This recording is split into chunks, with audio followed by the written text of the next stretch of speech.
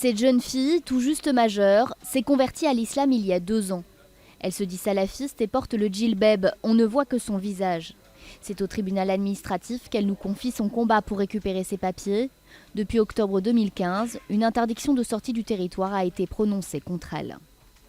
Ce qui m'a choquée, c'est qu'on m'accuse de faire partie d'un groupe terroriste. Daesh, c'est la violence, c'est l'égarement. Pour moi, quelqu'un de salafi, c'est quelqu'un qui va être plutôt ascète, pieux, qui va essayer au contraire d'avoir un bon comportement. C'est choquant d'assimiler le noir au blanc, le terrorisme au pacifisme. Sa mère a signalé aux autorités sa radicalisation soudaine l'an dernier suite à une fugue. Dans les 15 jours, il lui a été interdit de quitter la France. Pour le ministère de l'Intérieur, il existe des risques sérieux qu'elle parte à l'étranger participer à des activités terroristes. Mais selon son avocat, ces allégations sont infondées. Ces décisions ne sont pas justifiées parce qu'elles reposent sur des rumeurs, sur des on-dit.